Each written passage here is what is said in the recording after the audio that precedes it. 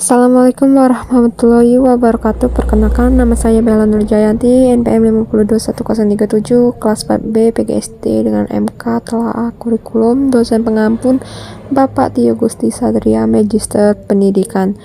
Dengan materi yang saya akan bahas yaitu elemen-elemen kurikulum 2013, darurat dan kurikulum merdeka. Dengan berbagai elemen yaitu terdiri standar kompetensi lulusan, standar isi, dan standar proses. Kurikulum K13 1. Standar kompetensi lulusan. Standar ini adalah penjabaran pencapaian yang harus dimiliki oleh siswa setelah mengikuti proses pembelajaran. Penentuan SKL ini mengacu kepada analisis kebutuhan dengan mempertimbangkan ketenagaan internal dan tantangan eksternal yang telah terjadi saat ini dan yang terjadi di masa yang akan datang. 2.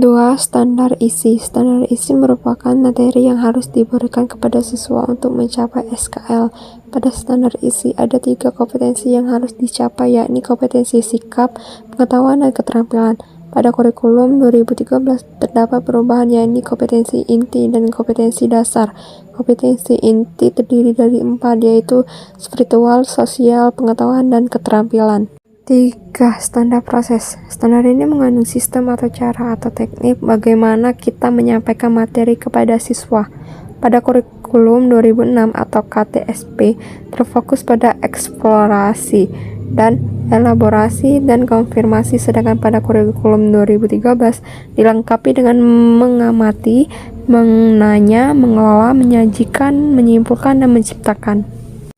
2. Elemen-elemen kurikulum darurat terbagi menjadi 2, yaitu pengetahuan kelas masa darurat. 1. Pelaksana pembelajaran dilaksanakan kelas virtual dalam jaringan atau daring, yaitu bagi peserta didik yang terpenuhi fasilitas berupa laptop, handphone, dan maupun jaringan internet. Yang kedua, untuk pembelajaran jarak jauh luar jaringan atau luring dilaksanakan bagi peserta didik yang belum terpenuhi fasilitas berupa laptop, handphone, dan jaringan internet.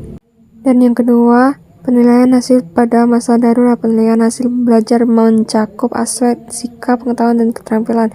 Yang kedua, penilaian hasil belajar terbentuk penguasaan, proyek, praktis, tulis, dan membentuk lainnya yang diperoleh melalui tes daring dan lain-lain yang memungkinkan ditempuh oleh jarak jauh dan tetap mempertahankan protokol kesehatan dan keamanan.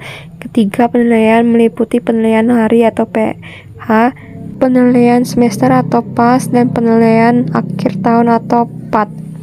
Dan materi yang ketiga, elemen kurikulum merdeka. A. Standar kompetensi lulusan atau SKS. Standar ini dirumuskan berdasarkan tujuan pendidikan nasional, tingkat pengembangan peserta didik, kerangka kualifikasi nasional Indonesia, dan jalur jenjang dan jenis pendidikan. Standar ini digunakan sebagai acuan dalam pengembangan standar isi proses penilaian pendidikan. Dan yang kedua, standar isi. Standar isi dikembangkan melalui perumusan ruang lingkup materi yang sesuai dengan kompetensi lulus, ruang lingkup materi, muatan wajib, dan ketentuan peraturan perundang-undangan. Yang ketiga, standar proses adalah kriteria minimal proses pembelajaran berdasarkan jalur jenjang dan jenis pendidikan untuk mencapai standar kompetensi lulusan.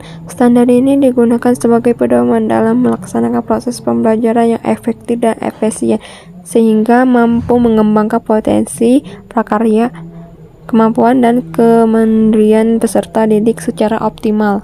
Nah guys, ini adalah contoh diagram dari SKL, standar isi, dan standar proses. Saya akhiri. Assalamualaikum warahmatullahi wabarakatuh. Dadah, terima kasih ya.